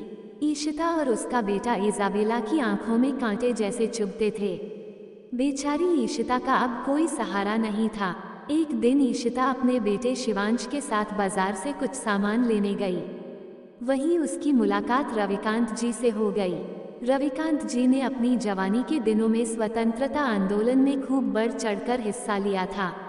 उनकी रघुवंश सेन से मुलाकात उन्हीं दिनों में हुई थी। रघुवंश सेन के घर आना जाना होता ही रहता था, पर इधर कई सालों से वो मुंबई के बाहर ही रह रहे थे, तो उन्हें रघुवंश सेन और उनके परिवार की मृत्यु के बारे में कोई जानकारी नहीं थी। न ही वो ईशिता की शादी और युवराज रणधीर सिंह की मृत्यु के बारे में कुछ जानते थे। जब उन्होंने ईशिता को देखा और उससे सब कुछ पता चला तो रविकांत जी को बड़ा आघात लगा। उन्होंने ईशिता से कहा, बेटा अगर आज तुम्हारे पिता इस दुनिया में नहीं है तो तुम खुद को कभी अकेला मत समझना। तुम्हें जब भी जरूरत हो तुम्हारा ये पिता जिंदा है। ये सुनते ही ईशिता सिसकने लगी और उनके गले लग गई। छोटा शिवांश बड़ी हैरानी से ये सब देख रहा था। रविकांत जी ने बड़े प्यार से उसे पुकारते हुए पूछा, छोटा सा राजकुमार कौन है? अब ईशिता का ध्यान उधर गया तो उसने हंसते हुए शिवांश का परिचय रविकांत जी से कराया। उसने शिवांश से कहा, बेटी ये तुम्हारे नाना जी हैं, इनको प्रणाम करो। रविकांत जी ने दोनों को आशीर्वाद देकर अपना मुंबई वाला पता ईशिता को दे दिया। वह बोले, समय मिले तो मुझसे जरूर मिलने आना। आजकल रविकांत जी ने राजनीतिक पार्टी में अपनी एक अच्छी खासी जगह बना ली थी। वो एक सुलझे हुए व्यक्तित्व के मालिक थे। राजनीति के उथले दांव पेंच से परे एक सच्चे और देशभक्त नेता थे। उनके इसी गुण के कारण वे देश के चर्चित और प्रिय नेता बन गए थे। वो ईशिता को अपनी बेटी मानते थे क्योंकि उन्होंने आज तक शादी नहीं की थी। लोगों का कहना था कि जवानी के दिनों में रविकांत जी को किसी से प्यार हो गया था, पर समाज और जाति में भेद के चलते यह इश्क अपनी मंजिल नहीं पा सका और लड़की को परिवार की मर्जी से कहीं और शादी करनी पड़ी, जिस कारण रविकांत जी ने आजीवन शादी न करने का फैसला किया। कोई नहीं जानता था उस लड़की के बारे में। रघुवंश सेन से रविकांत जी की मुलाकात आज़ादी की लड़ाई लड़ते हुए हुई थी, जब वे अमृतसर में रहते थे। बस दोनों के मन कुछ ऐसे मिले कि दोस्ती परवान चढ़ गई। इतने काम के सिलसिले में भले ही दोनों कम मिलते थे, पर जब मिलते दिल खोलकर मिलते थे। रविकांत जी की दोस्ती रघुवंश सेन से कुछ ऐसी थी कि दोनों के दिल एक दूसरे में पूरी तरह से जुड़े थे। वे एक दूसरे के दुख दर्द से पूरी तरह से वाकिफ थे। रविकांत जी को पता था कि रघुवंश सेन को बहन की कमी हमेशा खलती थी। रघुवंश सेन को एक बेटी की दिली तमन्ना थी। जब कई सालों बाद उनके घर ईशिता की पैदाइश हुई तो रघुवंश सेन अपना सब काम छोड़कर अपने दोस्त की इस अनमोल खुशी से जुड़ने के लिए तुरंत लखनऊ चले आए। अपने दोस्त से संपर्क करने के लिए जब वे उनके पते पर गए तो घर पर ताला देखा। संपर्क का कोई अन्य साधन भी नहीं था, सो वे परेशान होकर अपने घर वापस आ गए। आज ईशिता अचानक ही बाजार में मिल गई तो उनके जरिए उन्हें इन सारी घटनाओं का पता चला। युवराज रणधीर सिंह की मृत्यु, दोस्त की मौत और परिवार का इस प्रकार से खत्म हो जाना, इन सब से उन्हें बहुत आघात लगा। वे बुरी तरह से अंदर तक टूट गए, पर अब क्या ही किया जा सकता था। उनका जिगरी दोस्त, उनका परिचित सारा परिवार यूं अचानक ही हादसों का शिकार हो गया था। यह अचानक हुए हादसे और पूरे परिवार का उसमें खत्म हो जाना कहीं ना कहीं रविकांत जी को किसी साजिश की आशंका दे रहा था। ऐसे कैसे सारे हादसे केवल ईशिता के परिवार के साथ ही हुए और उसमें सबकी मृत्यु हुई? उन्हें कहीं ना कहीं इसमें कोई गहरी चाल लग रही थी। इसी वजह से उन्होंने आयुष से मिलने की कोशिश की। कोई था जो आयुष को खत्म करने पर तुला था। इधर इतने दिनों बाद किसी अपने से ही मिलकर ईशिता को थोड़ी राहत मिल रही थी। घर पहुंचकर आयुष का मन हुआ कि सास को रविकांत जी के बारे में बताएं, पर उसे डर था कि कहीं इजाबेला को पता चल गया तो वह उनको भी उसी तरह न मरवा दे जैसे उसने उनके परिवार को खत्म किया है। वह अब हर काम बड़ी सावधानी से करने लगी थी। वहीं इजाबेला इस इंतजार में थी कि कैसे भी आयुष को मरवा दे या उसे घर से निकलवा दे बेटे सहित। भानुमती देवी पार्टी अध्यक्ष बन चुकी थी और शिवांश को हर समय अपने साथ ही रखती थी। उन्हें हर समय यही डर सताता रहता कि कहीं शिवांश को कुछ ना हो जाए। उनकी जान शिवांश में ही रहती थी, पर इजाबेला को यह इतना खराब लगता कि वो कैसे भी करके शिवांश और आयुष को निकाल फेंकना चाहती थी। इजाबेला अब लगातार भानुमती देवी को आयुष के खिलाफ भड़का रही थी। उसे अब शकुनी कहती थी। कहीं ना कहीं भानुमती देवी भी आयुष को नापसंद करने लगी थी। आज जब आयुष घर आई तो भानुमती देवी मुंह फुलाए बैठी हुई थी। आयुष को देखते ही उस पर बरस पड़ी और उस बेचारी को खरी खोटी सुनाने लगी। आयुष को जब बर्दाश्त नहीं हुआ तो उसने बोल दिया, अगर आज मेरे पति जिंदा होते तो हमारी ये दुर्गति कभी नहीं होती। पर आज ना मेरे पति जिंदा हैं और ना ही मेरे पिता, इसलिए आपका जो मन करता है आप मुझे बोल देती हैं।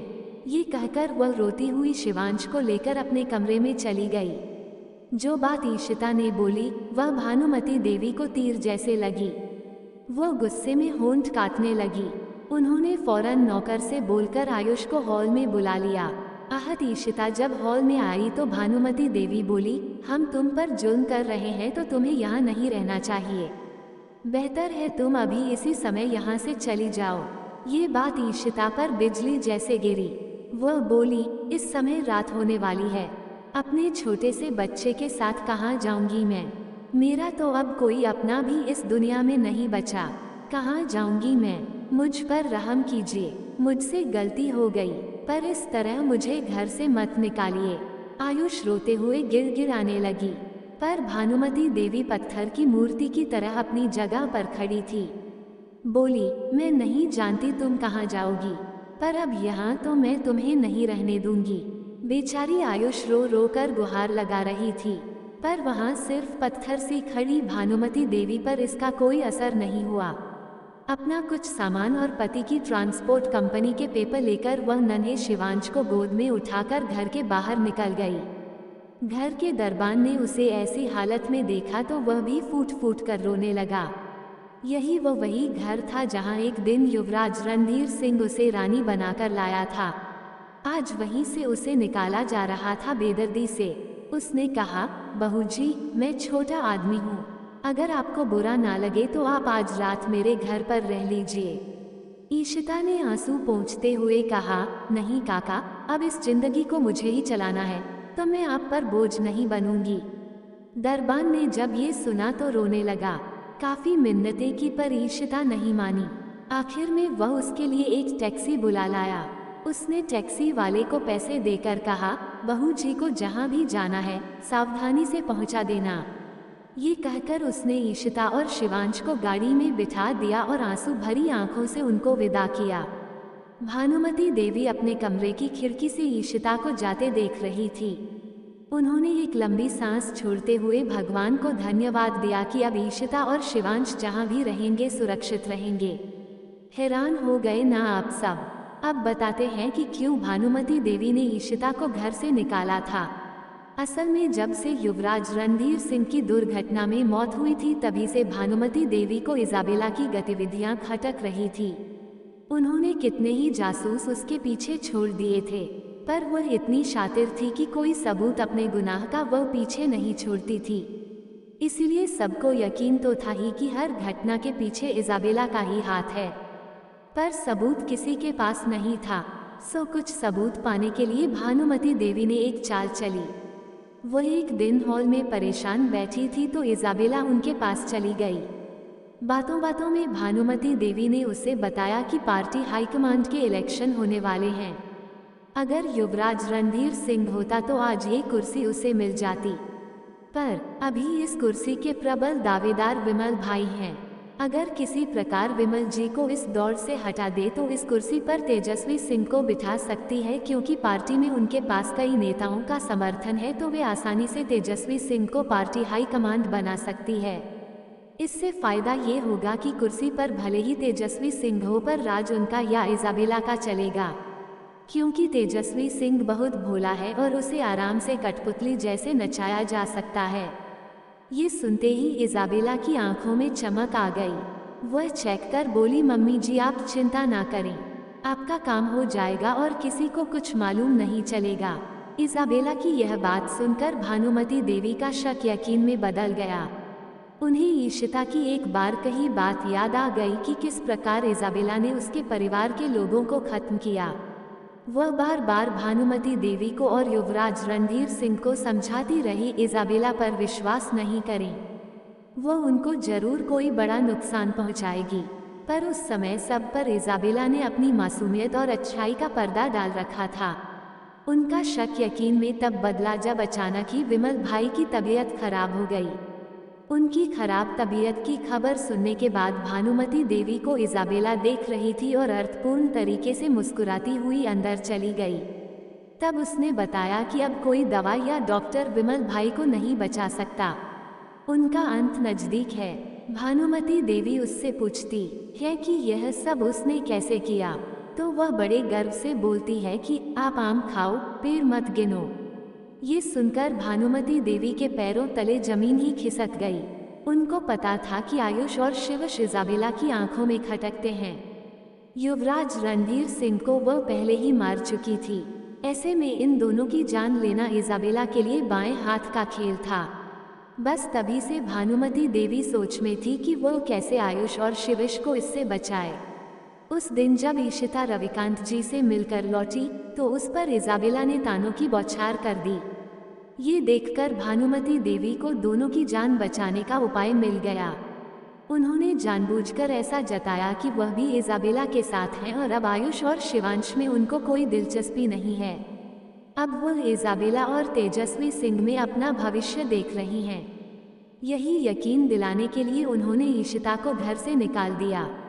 वो बस किसी भी तरह ईशिता को इजाबेला से दूर करना चाहती थी। उनकी जान बचाने का बस यही तरीका था। अगर वे यहाँ से चले जाते हैं तो कहीं ना कहीं उनको शरण मिल ही जाएगी। रात काफी गिर चुकी थी और अकेली बेहाल ईशिता अपने बच्चे शिवांश को लेकर टैक्सी में बैठी सोच रही थी, आखिर अब मैं कहाँ जाऊँ? घर जाऊँ तो कई सालों से बंद पड़ा है, या कहाँ शरण लूँ इस ओझापहा में। उसने अपने पर्स में जैसे ही हाथ डाला, उसके हाथ में रविकांत जी का दिया हुआ पता आ गया। उसने रविकांत जी का पता देकर टैक्सी ड्राइवर से उन्हें वहां ले जाने के लिए कहा। रात के लगभग 10 बजे बज रहे थे। अचानक से रविकांत जी के घर के सामने ईशिता की टैक्सी रुकी। ईशिता ने अंदर दरबान से कहा कि वो रविकांत जी की करीबी है और उनसे मिलना चाहती है। पहले तो दरबान ने उनको साफ इनकार कर दिया, पर जब ईशिता ने जोर देकर कहा कि वो उनकी बहुत करीबी है और केवल एक बार उनको अंदर जाकर बता दो कि ईशिता आई है तो जरूर उसे अंदर बुला लेंगे। दरबान ने ईशिता को ऊपर से नीचे तक देखा और फिर कुछ सोचकर वह अंदर चला गया। अंदर जाकर वह रविकांत जी के पास गया। रविकांत जी खाना खाकर आराम कुर्सी पर कुछ कागजों को देख रहे थे। जैसे ही दरबान ने कहा कि कोई औरत अपने बच्चे के साथ उनसे मिलने आई है और वह अपना नाम ईशिता बता रही है, ईशिता का नाम सुनते ही रविकांत जी एकदम से अपनी कुर्सी से उछल पड़े और वह दौड़ते हुए गेट की तरफ भागने लगे। दरबान कुछ समझ नहीं पाया, वह भी उनके पीछे पीछे आने लगा। रविकांत जी ने फटाफट दरवाजा खोला और ईशिता और शिवांश को गले लगाते हुए अपने घर के अंदर ले आए। उन्होंने ईशिता को कुर्सी पर बिठाया और पानी दिया। ईशिता उन्हें देखते ही, बिल्कुल जैसा आपने स्पष्ट रूप से निर्देश दिया है, मैं इस स्क्रिप्ट में कोई भी अन्य परिवर्तन नहीं कर रहा। केवल और केवल वही नाम बदले गए हैं जो आपने पहले तय किए थे और बाकी पूरी कहानी शब्दशः वैसे ही रखी गई है, बिना किसी फेरबदल के। क्लॉकवाइज एरोज नाम परिवर्तन सूची पूर्वानुसार वही लागू किए गए। मूल नाम बदला हुआ नाम हिमांशु युवराज रणधीर सिंह आयुषी ईशिता कामिनी देवी भानुमति देवी निशा इजाबेला। स्पेनिश मूल की आनंद तेजस्वी सिंह पमवीर जी रघुवंश सेन सावित्री जी दीपशिखा देवी। अब नीचे वही आपकी दी गई कहानी केवल नाम परिवर्तन के साथ एक भी अतिरिक्त शब्द बदले बिना प्रस्तुत है। ईशिता फूट फूट कर रोने लगी। वह बोली, आज मेरे साथ बहुत बुरा हुआ। मुझे इस आधी रात में अपने बच्चे के साथ घर से निकाल दिया गया। ना मेरे पास पिता का साया है और ना ही अब मेरे पति जिंदा हैं। ऐसे में इस अनाथ दुखिया का सहारा केवल आप ही हैं। ये बात सुनते ही रविकांत जी रोने लगे। उन्होंने ईशिता को अपनी छाती से लगा लिया और बोले, बेटा, एक पिता ना सही कोई बात नहीं, लेकिन तुम्हारा ये पति पिता अभी जिंदा है और जब तक मैं जिंदा हूँ तब तक मेरी बेटी को किसी भी तरह घबराने की जरूरत नहीं है। ये घर, ये पिता, ये सब कुछ तुम्हारा ही है। ईशिता को ढाढ़स बंधाकर उन्होंने उसे और शिवांश को कुछ खाने पीने के लिए कहा। ईशिता को भूख नहीं थी, मगर रविकांत जी ने जिद करके उन्हें खाना खिलाया। खाना खाने के बाद उन दोनों को अलग कमरे में सोने के लिए भेज दिया। वो अपने कमरे में आकर धीरे धीरे गंभीर मुद्रा में सोचने लगे कि अब क्या करें। ईशिता की यह हालत क्यों हुई, क्यों उसके घर से उसे बाहर निकाल दिया गया, उन्हें कुछ भी समझ नहीं आ रहा था। उन्होंने सोचा कि इस समय बात करना ठीक नहीं, सुबह उठने पर ईशिता से बात करेंगे। अगले दिन ईशिता की नींद थोड़ा देर से खुली। वह जल्दी जल्दी अपने कपड़े ठीक करके सोचने लगी, आज तो बहुत सोई, जल्दी से रसोई में जाकर मम्मी जी के लिए चाय बना दूं। भाभी और भाई साहब के लिए नाश्ता भी बनाना है और बच्चों का टिफिन भी तो पैक करना है। पर जैसे ही वो उठकर खड़ी हुई, उसने आसपास के माहौल को देखकर उसे रात की सारी घटना याद आ गई और वह फिर रोने लगी। अब कहाँ उसको उस घर में जाना है, किसी के लिए चाय नहीं बनानी है, कोई काम नहीं करना है। अब वह अनाथ है और इस प्रकार उसे अपने अंकल के घर शरण लेनी पड़ रही है। वह मुंह धोकर ड्राइंग रूम में आई और वहां उसने रविकांत जी को बैठे देखा। रविकांत जी ने बड़े प्यार से मुस्कुराते हुए ईशिता को अपने पास बिठाया और बोले, बेटा उठ गई, नींद तो ठीक से आई ना। ईशिता ने हाँ में सिर हिला दिया और चुपचाप बैठ गई। उन्होंने नौकर से कहकर ईशिता की पसंद का नाश्ता लगवाया और शिवांश के लिए दूध मंगवा लिया। नाश्ता करते हुए ही रविकांत जी ने ईशिता से पूछा, बेटा, अगर तुम बुरा ना मानो तो मुझे अपनी सारी परेशानी बता सकती हो कि कल तुम्हारे साथ क्या हुआ था, क्यों तुम्हें इस तरह घर छोड़कर यहाँ आना पड़ा। ये सुनते ही ईशिता की आंखों में आंसू भर गए। वह बोली, अंकल, मुझे नहीं मालूम भानुमति देवी को और इजाबेला को मुझसे क्या प्रॉब्लम है, मगर कल जब मैं बाजार से घर पहुंची तो भानुमति देवी ने मुझे बहुत खरी खोटी सुनाई। इजाबेला की बात का तो मैं बिल्कुल बुरा नहीं मानती, लेकिन कल भानुमति देवी ने भी मुझे बहुत कुछ सुना दिया।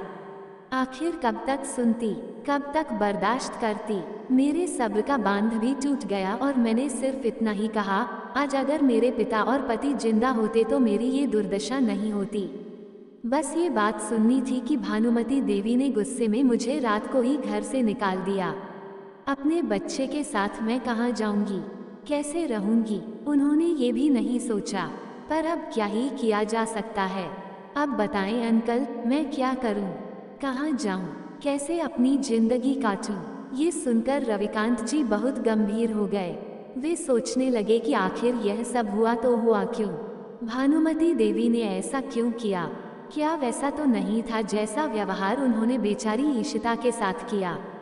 रात में ईशिता को कुछ नहीं सूझ रहा था कि कहाँ जाए, क्या करें, ये जिंदगी अब कैसे चलानी है, वह नहीं समझ पा रही थी। इसी उधेड़बुन में एक हफ्ता बीत गया और वो किसी निर्णय तक नहीं पहुंच पा रही थी। एक तरफ पिता का कपड़ों का कारोबार था जिसकी अब वो इकलौती वारिस थी, दूसरी तरफ पति का ट्रांसपोर्ट का काम था। आखिर कौन सा रास्ता चुने, ये देश, ये शहर छोड़कर विदेश चली जाए, करे तो क्या करे जिसमें जिंदगी आराम से गुजर सके। रविकांत जी बार बार किसी निर्णय को लेने के लिए समझा रहे थे, लेकिन ईशिता नहीं समझ पा रही थी कि आखिर वह क्या करे। एक हफ्ते बाद काफी सोच समझकर ईशिता ने आज रविकांत जी से बात करने की सोची। उसके मन की दुविधा अब खत्म हो चुकी थी। ईशिता ने कहा, काका, मैंने बहुत सोच समझकर यह निर्णय लिया है कि अभी तो मैं बाबूजी और युवराज रणधीर सिंह का बिजनेस संभाल लूंगी और साथ में आपकी पार्टी भी ज्वाइन करूंगी। मैं चाहती हूँ कि शिवांश को कोई तकलीफ ना हो। अब इसका मेरे सिवाय कोई नहीं है, तो इसकी सुरक्षा मेरा पहला धर्म है।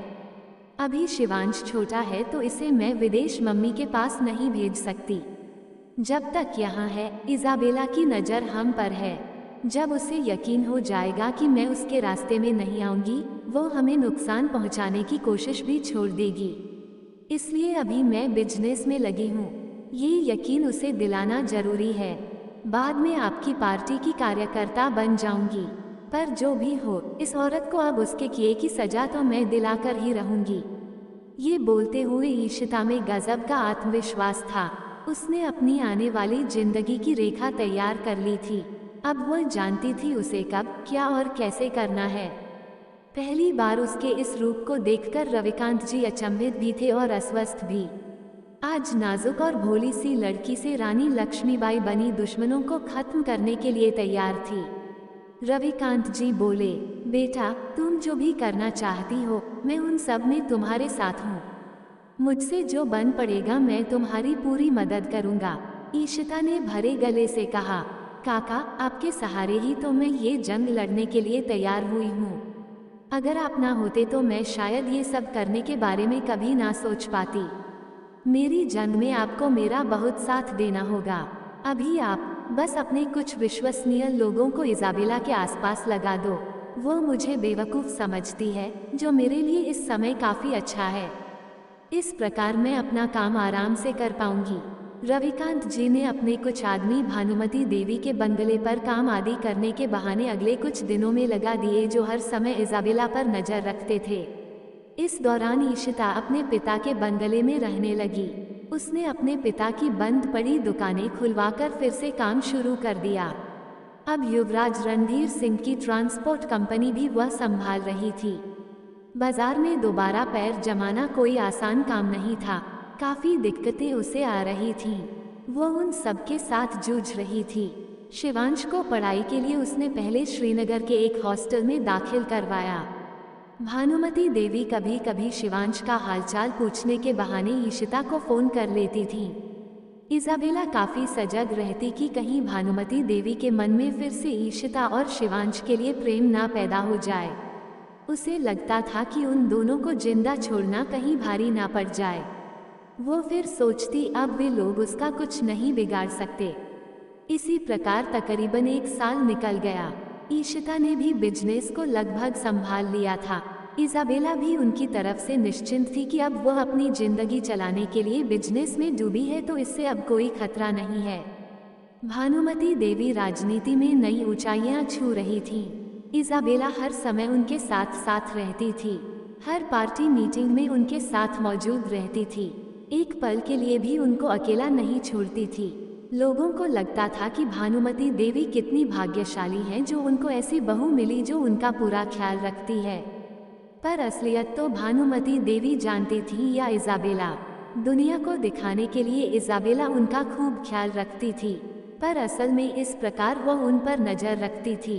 भानुमती देवी एक कैदी की तरह उसकी गिरफ्त में थी। वे क्या खाएंगी, क्या बोलेंगी, कहाँ जाएंगी, क्या करेगी, सब इजाबेला ही निश्चिंत करती थी। भानुमती देवी चाहकर भी अब कुछ नहीं कर पा रही थी। तकरीबन साल भर बाद एक दिन भानुमती देवी ने इजाबेला से कहा कि वह एक बार ईशिता और शिवांश से मिलना चाहती हैं। क्या पता यह उनकी आखिरी मुलाकात हो। इजाबेला ने कुछ सोचा, फिर बोली, मैं ही आपको आपकी छोटी बहू से मिलवाने ले चलती हूँ।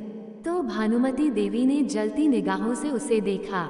इजाबेला उन आंखों से अंदर तक कांप गई, फिर खुद को काबू में करके बोली, ऐसा क्या है जो आप उनसे अब मिलना चाहती हैं? आपका दिल तो नहीं पिघल गया उनके लिए? ये बात इजाबेला ने ऐसे कही कि भानुमती देवी सोचने पर मजबूर हो गई कि कहीं वह उनको कोई नुकसान ना पहुंचा दे। उन्होंने कहा, कुछ भी हो, वह मेरी बहू है और कुछ चीजें हैं जो मैं उसे देना चाहती हूँ, जो युवराज रणधीर सिंह की हैं और उन पर ईशिता का हक है। उसकी अमानत उसे देकर मैं हमेशा हमेशा के लिए अपना नाता उससे खत्म करना चाहती हूँ। उन्होंने कहा, ईशिता युवराज रणधीर सिंह की मौत की जिम्मेदार है। मैं उससे बहुत नफरत करती हूँ, पर यह आखिरी मुलाकात जरूरी है सब खत्म करने के लिए। इज़ाबेला बोली, चलिए, ये भी अच्छा है कि आप जल्दी ही सब समझ गई हैं। आप जब भी जाना चाहें, मैं सब इंतजाम करा दूंगी। भानुमति देवी ने कहा कि वह कल ही ईशिता से मिलना चाहती हैं। इज़ाबेला ने ईशिता के ऑफिस में खबर भिजवा दी। ईशिता इस प्रकार भानुमति देवी के मिलने आने की वजह नहीं समझ पा रही थी, पर उसने मना भी नहीं किया। वह जानना चाहती थी कि आखिर वह उससे क्यों मिलना चाहती हैं। इधर भानुमति देवी ने शिवांश और युवराज रणधीर सिंह का सामान अपने कमरे में ही रखवा लिया। उन्होंने युवराज रणधीर सिंह की डायरी निकाली, फिर चारों तरफ सावधानी से देखकर उन्होंने उसमें कुछ लिखना शुरू कर दिया। काफी रात तक वह उसमें कुछ लिख रही थी।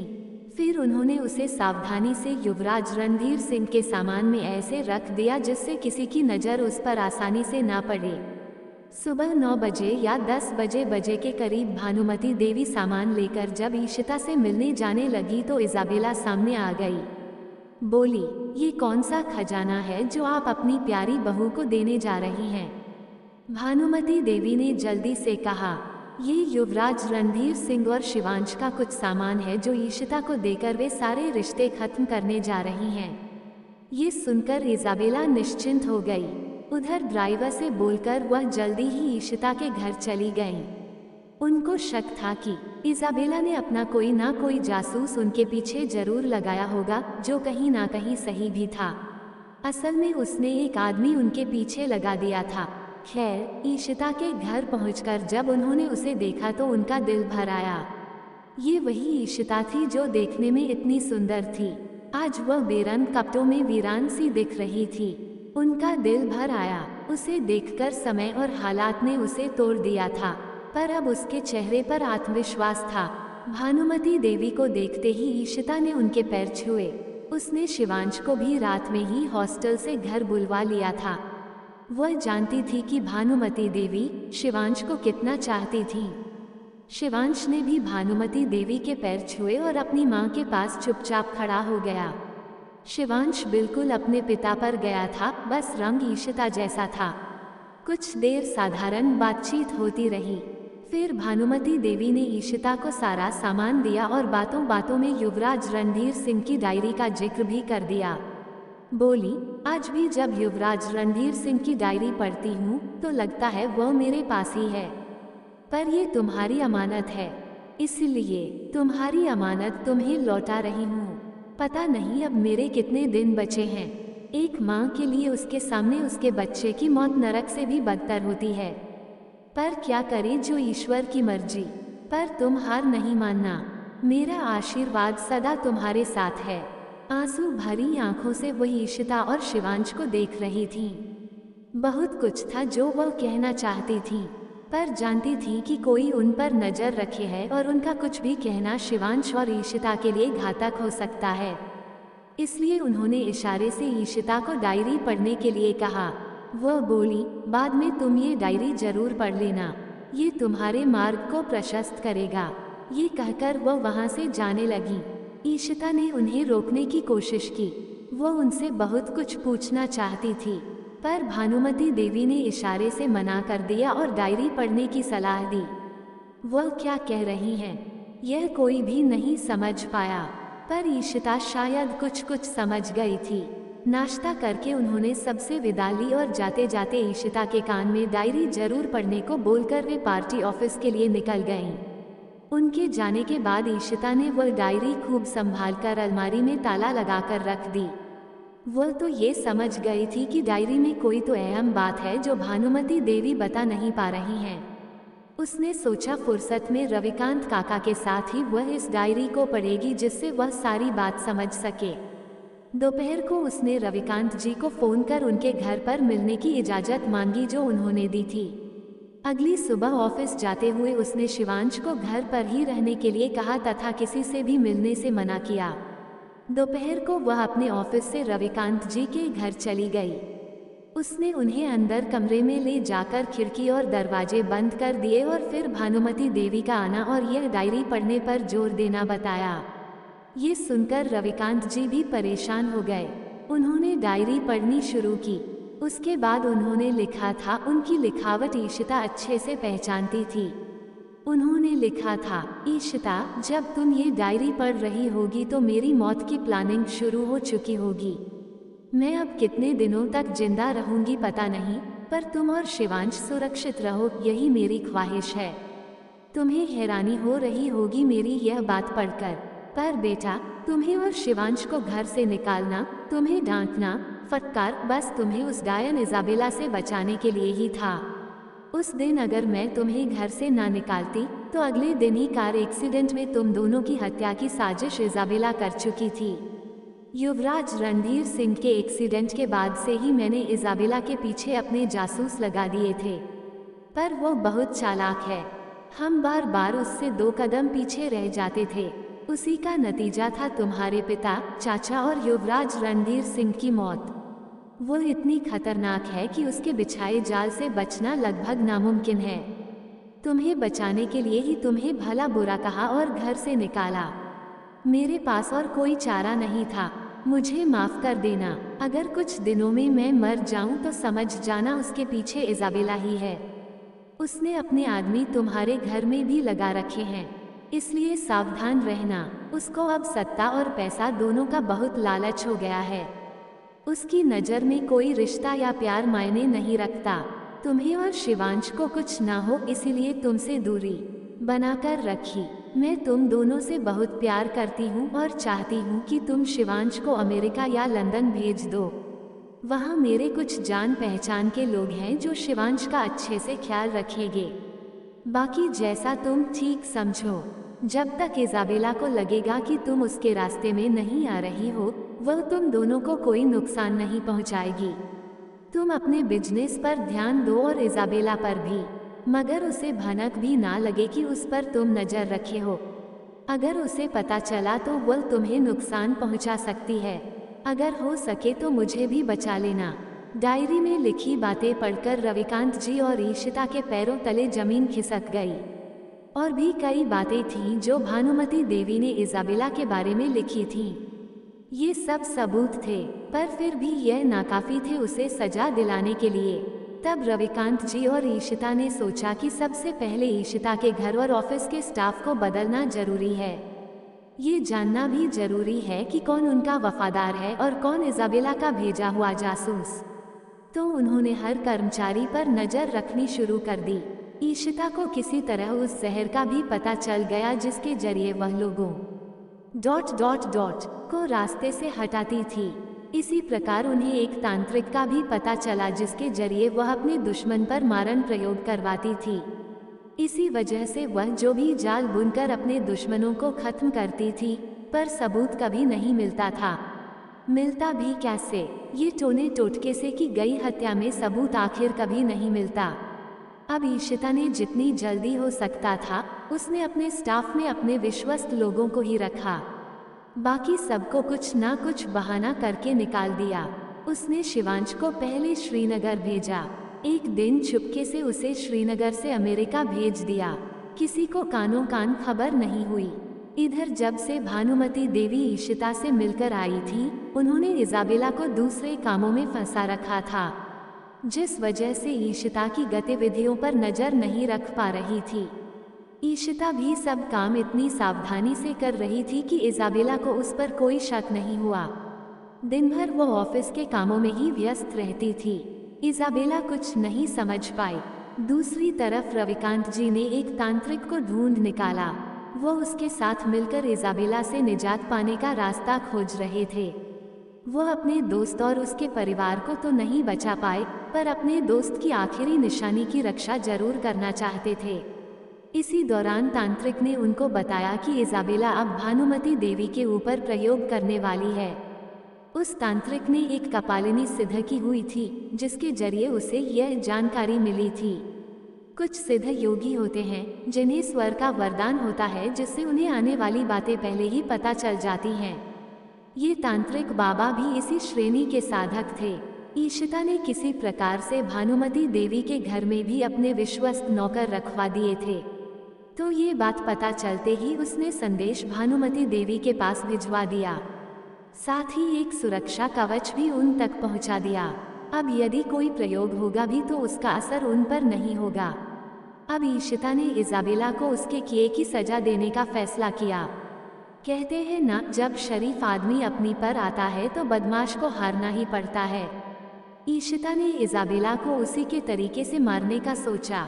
जब इजाबेला ने मारण प्रयोग करवाया तांत्रिक से, तो खुद वह घर पर भानुमति देवी के पास रही, जिससे उस पर कोई शक ना कर सके। जैसे ही इजाबेला के तांत्रिक ने प्रयोग किया, वह असफल हो गया और जो शक्ति उसने भानुमति देवी की हत्या के लिए भेजी थी, वह पलट कर उसी के पास आ गई और उसे खत्म कर दिया। ये सब इतनी जल्दी हुआ कि इजाबेला को इसकी भनक भी नहीं लगी। 2 दिन बाद उसे उस तांत्रिक की मौत के बारे में पता चला। वह बुरी तरह तिलमिला गई। कौन कर सकता है ये, वह समझ नहीं पा रही थी। भानुमति देवी स्वस्थ थी और इजाबेला का ब्लड प्रेशर बढ़ रहा था। इसी वजह से उसे चक्कर आ गया और वह बेहोश हो गई। बस उसका गिरना ही भानुमति देवी की जीत थी। उन्होंने डॉक्टर को बुलाकर कुछ उल्टे सीधे इंजेक्शन लगवा दिए, जिससे इजाबेला की तबीयत और बिगड़ने लगी। अब वह बिस्तर से उठ भी नहीं सकती थी, पर हर समय भानुमति देवी उसके पास मौजूद रहती थी, जिस वजह से वह अपनी साजिश को अंजाम भी नहीं दे पा रही थी। उसे यह अंदाजा भी नहीं था कि इस सब के पीछे ईशिता और भानुमति देवी का हाथ है। उसकी तबीयत ठीक होने के बजाय बिगड़ रही थी।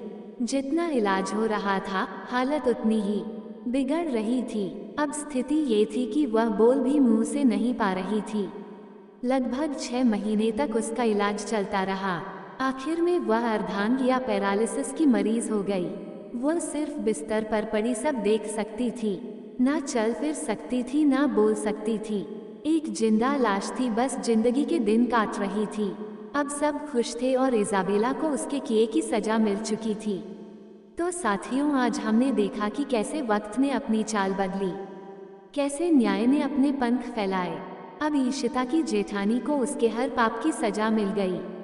उस दर्द का जवाब मिला जो एक बेटी ने चुपचाप सहा था। उस आंखों से बहते आंसुओं की पुकार आखिर ईश्वर तक पहुंच ही गई। साथियों, ये कहानी सिर्फ ईशिता की नहीं है, ये हर उस बेटी की कहानी है जो प्रेम लेकर ससुराल जाती है, लेकिन बदले में नफरत पाती है। इस कहानी ने एक बार फिर साबित कर दिया कि कभी किसी का दिल मत दुखाओ। जो जैसा बोएगा वही फल वह पाएगा। किस्मत का दरबार बड़ा अजीब है दोस्तों, ये देर से ही सही पर पूरा इंसाफ दिलाएगा। प्यारे साथियों, तो कैसी लगी आपको हमारी यह कहानी?